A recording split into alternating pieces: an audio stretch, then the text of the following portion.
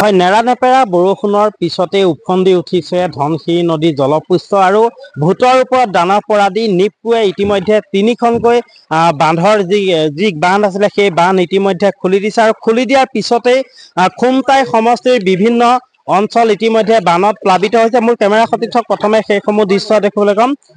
মৰঙী অঞ্চলৰ বিভিন্ন গাঁও তথা খুমটাই বিধানসভা সমষ্টিৰ অন্তৰ্গত বহু গাঁও ইতিমধ্যে পানীৰ তলত বুৰ গৈছে। বহু পৰিয়ালৰ বাসগৃহ ইতিমধ্যে পানীৰ তলত বুৰ গৈছে আৰু যিহেতু পুৱাৰে পৰা দেখিবলৈ পোৱা গৈছে খুমটাই সমষ্টিৰ বিধায়কগৰাকীয়ে যি বানাক্ৰান্ত সেই বানাক্ৰান্ত কাষলৈ দুখ দুৰ্দশাৰ বুজ লৈছে আৰু মই পোনে পোনে কথা পাতিব বিচাৰিম। মোৰ লগত এই মুহূৰ্তত খুমটাই সমষ্টিৰ বিধায়কগৰাকী আছে। কিমান অঞ্চল আপোনাৰ সমষ্টিত বুৰ হৈ গৈছে? আমাৰ এই নদীপৰীয়া প্ৰায় সকলোবিলাক অঞ্চলে বুৰ গৈছে। আমাৰ বৰবালি টোপ, বগৰীয়ানি, ৩ নং ভোলাগুৰি, কেন্দুগুৰি, মিঠাম চাপৰি সকলোতে হঠাতে আজি ৰাতিপুৱাৰ পৰা পানী বাঢ়িবলৈ ধৰিলে। নিপকৈ পিনে গেট খুলি দিছে। খুলি দিয়াৰ পৰা ধনশিৰিখন বাঢ়ি আহিল। মানুহৰ দুখ দুখা অলপ দিনৰ আগতে গৈছিলে বানপানী হয়, তেতিয়া খেতিবিলাক মাৰি নিছিল, আকৌ ৰুইছিলে, এতিয়া আকৌ মাৰি নিলে। দুবাৰ ইতিমধ্যে আমাৰ খেতিয়কসকলক আমাৰ বানে বিধ্বস্ত কৰি পেলাইছে। এতিয়া কিবা শিবিৰ ব্যৱস্থা সেইবিলাক চব কৰিবলৈ দিয়া হৈছে।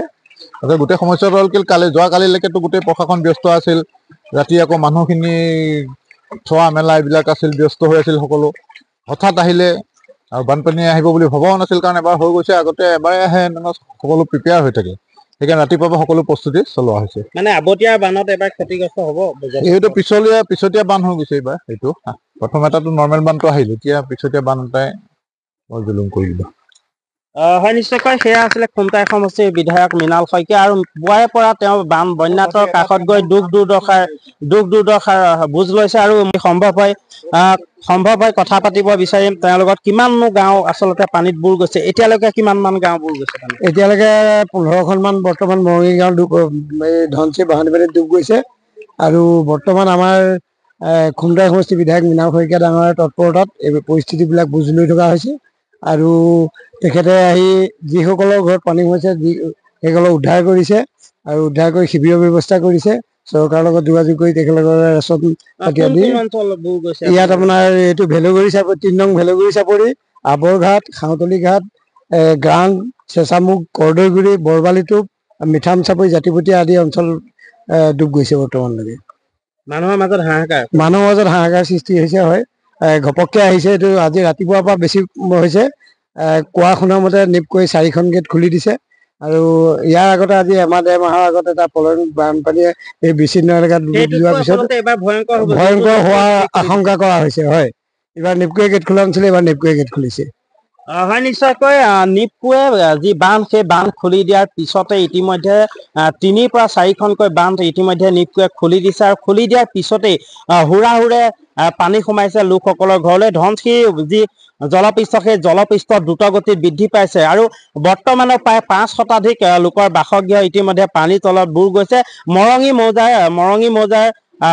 মৌজাৰ প্ৰায় 10খনৰ অধিক গাঁও ইতিমধ্যে বানত বুৰ গৈছে আৰু বন্যাত্মৰ মাজত এক হাহাকাৰ পৰিৱেশৰ সৃষ্টি হৈছে।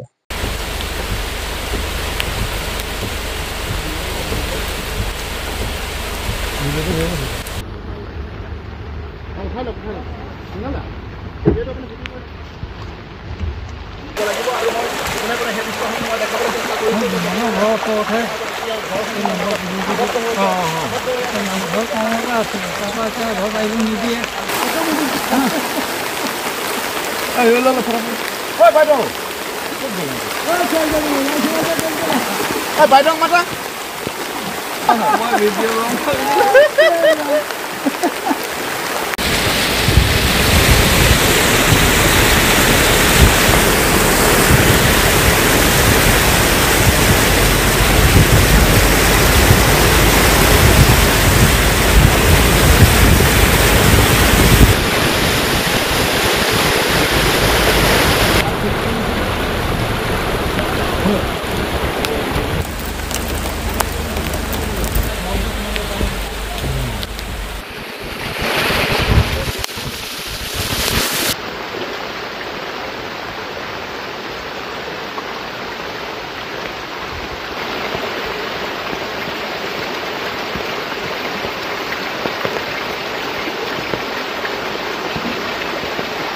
বাইদেউ ক'ত গ'ল ইয়াৰ মানুহ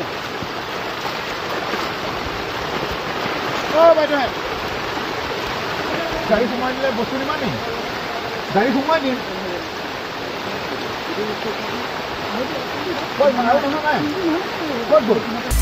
আপুনি বিচৰা বাতৰি পাব কেৱল নিউজ 18 এপত নিউজ 18 এপ ডাউনলোড কৰিবলৈ স্ক্যান কৰক এই QR কোড গুগল প্লে ষ্টৰতো পাব এই নিউজ 18 এপ